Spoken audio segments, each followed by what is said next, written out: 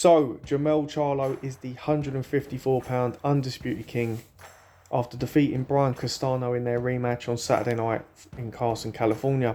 Now, many people felt that Castano won the first fight, but it was scored a draw. So what changed? What did Jermell Charlo do any different or drastically different to the first fight? Well, I don't think he did much in terms of ring position and tactic. It was more that when Castano got close, he would smother him and at times walk him back, and he would mix it up, and he was able to counter punch. And this is the big thing for me.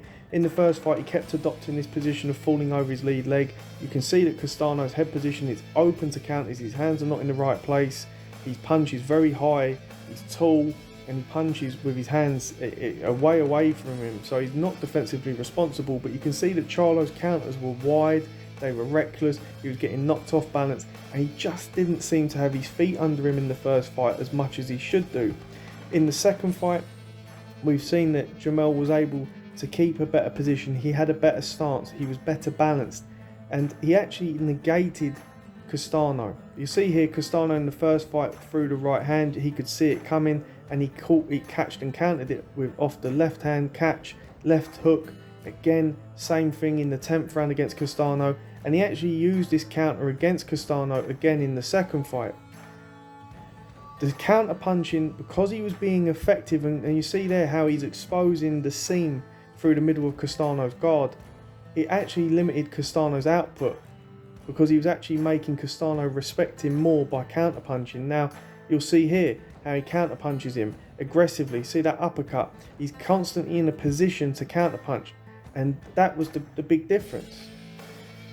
Boxing Aficionado shows you this lovely, beautiful step over and counter. Go over to his Twitter, by the way, and give him a follow. As he says, fundamental stuff. And you'll see here the left hook to the head, a punch that hurt Castano in the first fight. Again, look how he punches through the middle of the guard. He exposed the seam in Castano's guard. It was a close-ish fight, but I felt that Jermell always had that ability to pull away. He was hurting Castano throughout the fight with shots, and he was finding homes for the shots through the middle. He would take his head off to the side and then shoot an up jab through. He was able to fight almost like a 45-degree angle fighter. He would move side to side, then he would just drop his head over, and I think that was the big difference. Jermell was able to take his head offline, Castano wasn't.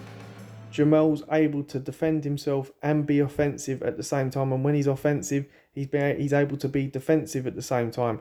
I feel like Castano, whilst he is able to be defensively minded at times, when he does start to put his shots together, he leaves himself open.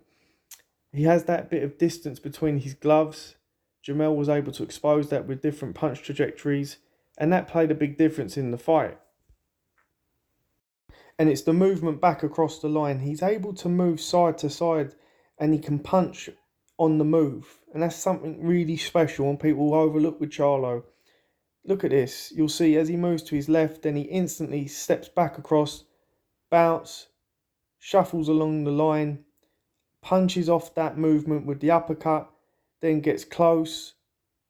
His head's in the middle of the guard now. He chops to the body and then throws that short left hook. And that was the big key thing for me. It was that left hook.